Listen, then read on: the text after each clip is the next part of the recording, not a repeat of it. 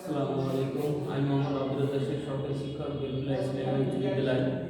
আমি ষষ্ঠ শ্রেণী বিষয়ে পড়ি।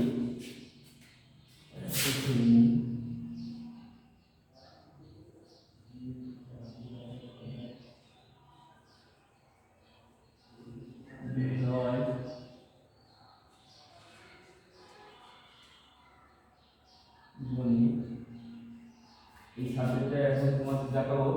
শিক্ষার্থীবৃন্দ, তোমাদের করোনাকালীন সময় যাতে তোমাদের লেখাপড়া সুবিধা হয়, সেই জন্য আমাদের এই অনলাইন ক্লাস চালিয়ে যাবো আমরা।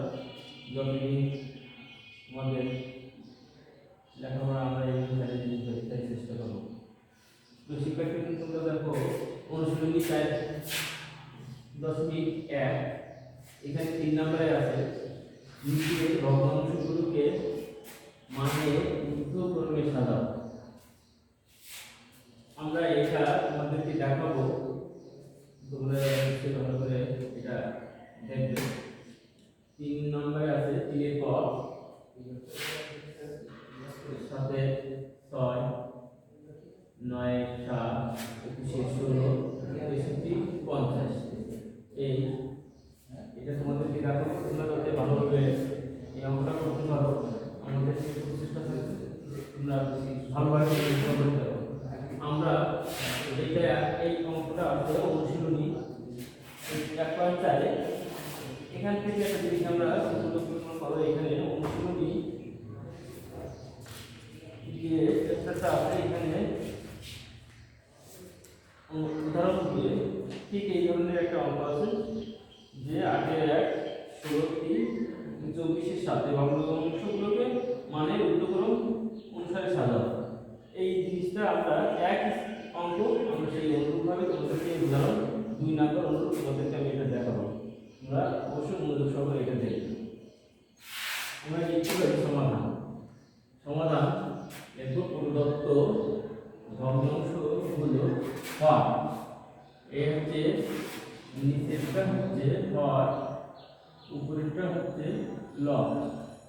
তাহলে কি লিখলাম? প্রদত্ত ভগ্নাংশগুলো হর 7 9 21 63 এর লসাগু। আমরা প্রথমে লসাগু করে আমরা ভগ্নাংশ করব। তাহলে আমরা লসাগু করলে দেখো 7 9 21 63 এর আমরা দেখতে হবে আমাদের ভিতরে কোনো জোড় সংখ্যা আছে কিনা, যে কয়টা আছে।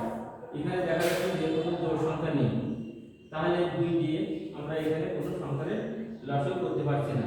তাহলে আমাদের এখানে আমরা 2 এর পরের সংখ্যা আছে 3।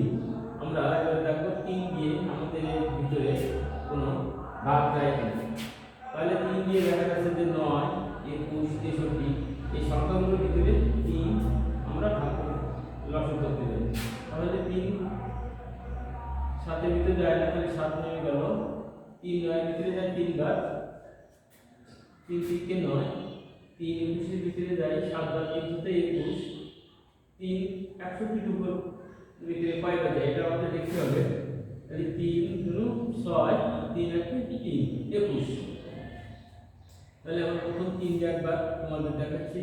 এবার দেখা যাচ্ছে যে এখানে আছে 7 3 7 21।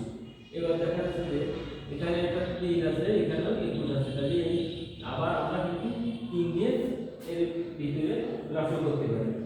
3 এটার ভিতরে যাচ্ছে কি কয়টা? 7 প্রতি 7 নেমে গেল। 3 1 3 3 7 ভিতরে যায় 7 প্রতি 7 3 21 এর ভিতরে যায় 7 বার, 3 7 21। এবার আমরা এই 7 দিয়ে এটা আমরা ভাগ করি। 7 1 7 1 হতে 1 বসে গেল, 7 1 7 7 1 7। তাহলে আমরা এখন লসাগু লিখব। অতএব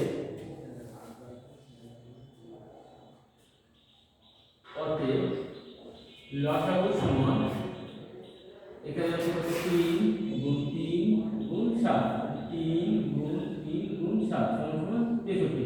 আমরা সমবায়ে এটা পরিণত করব। তাহলে আমরা এখন লিখতে পারি প্রথম ভগ্নাংশ। আমাদের প্রথম ভগ্নাংশ কত? 7 এর 6 সমান এই 7 এর 6। এখন আমরা এখানে সমবায় বিশিষ্ট ভগ্নাংশে পরিণত করব। তাহলে এখানে 7 আমাদের এই লসাগু করে হচ্ছে 63, তাহলে 7 63 ভিতরে কয়বার যাবে? 7 9 63, তাহলে আমাদের এখানে এই 7 গুণ 9 সমান 63 হয়। তাহলে আমরা ভাবে 4 দিয়ে গুণ দেব, লবে সেই সংখ্যা দিয়ে গুণ দেব, তাহলে এই 7 9 বার দিছে 63 ভিতরে, তাহলে এই 9 এই লবে সেই 9 দিয়ে গুণ দিতে হবে। লব আছে এখানে 6 গুণ 9, তাহলে এখন আমরা এটা উপরটা উপরে গুণ করি, নিচে নিচে গুণ করে পাঠিয়ে দেব। তাহলে 6 9 54 আর 7 9 63। এখন আমরা এটা দেখাই দিতে পারি, যেহেতু দেখো যেহেতু যে এখানে আমাদের লসাগু ছিল 63, 63 ভাগ এই 6 দিয়ে করি, তাহলে 7 9 63। এখানে আমরা এই 9 দিয়ে এই ভাগটা আমাদেরকে আমি দেখাবো 7 9 63, তাহলে 7 9 63 ভিতরে গিয়েছিল 9 বার। তারপর আমরা লিখতে পারি দ্বিতীয় ভগ্নাংশ, আমাদের এখানে দ্বিতীয় ভগ্নাংশ আছে এইটা, তাহলে দ্বিতীয় ভগ্নাংশ 9 7 সমান সমান এই 9 63 ভিতরে কয়বার যায়?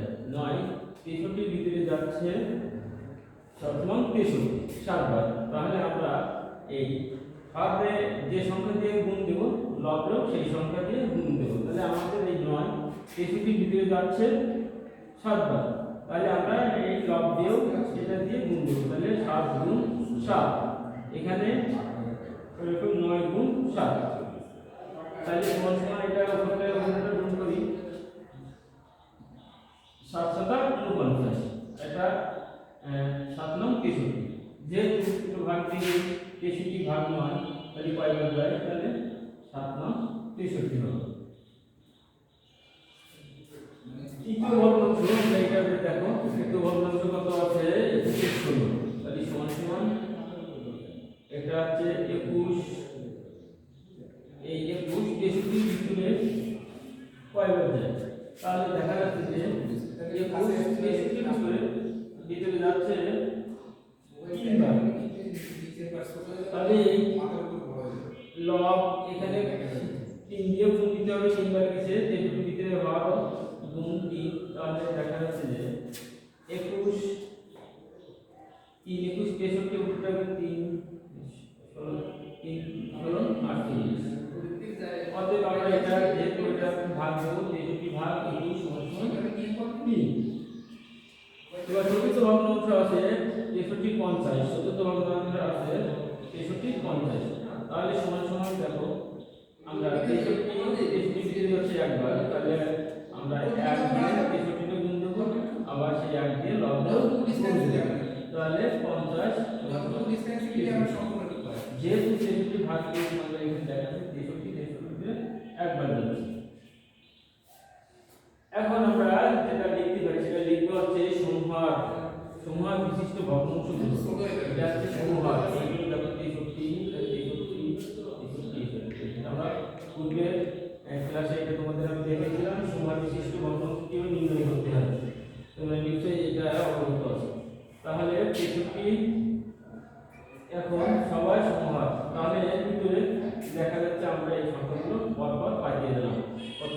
63 54, তারপর 63 49, তারপরে 63 48, তারপরে 63 50। লবের মধ্যে নির্ণয় করে পাই লব, আমরা বলছি উদ্ধ করবে, তার মানে ছোট থেকে আমাদের সেটা বড় দিকে নিয়ে যেতে হবে। তাহলে এখানে ছোট কত আছে? এখানে সবচেয়ে লব ছোট আছে 48, তারপরে আছে 49, তারপর 50, তারপর 54। আমরা দেখো এখানে দেখছি যে এখানে আছে 54, প্রথমে আছে সবচেয়ে 54 48, এর ভিতরে সবচেয়ে ছোট 48, আমরা 48 লিখছি, এরপর আছে 49 লিখছি, এরপর আছে 50 লিখছি, এরপর আছে 54 দিলাম। এটা হচ্ছে অতএব আমরা 63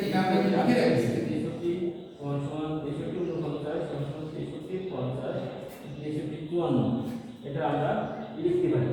তাহলে আমরা এখন অর্থাৎ আমরা যেটা লিখতে পারি সেটা হচ্ছে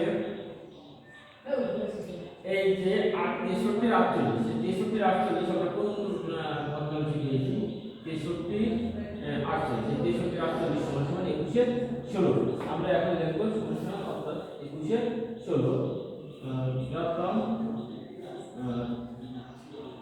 21 16 48 49 তাহলে এটা হচ্ছে 9 7 প্রথম 9 7 তারপরে লিখব হচ্ছে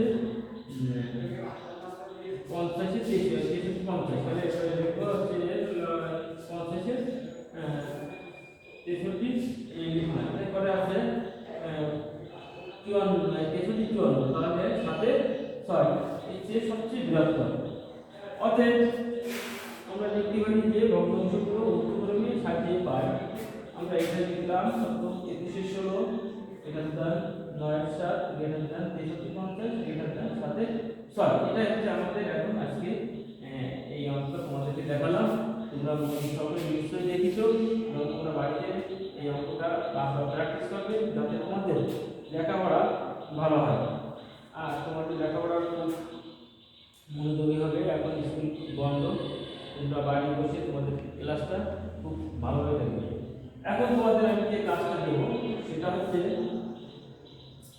এই অনুশীলনী 1.4 এই পড়াটা আছে তোমরা এর 6 নাম্বার অঙ্কটা তোমরা বাড়ি থেকে তৈরি করবে তবে সবাই ভালো থাকো। আসসালামু আলাইকুম।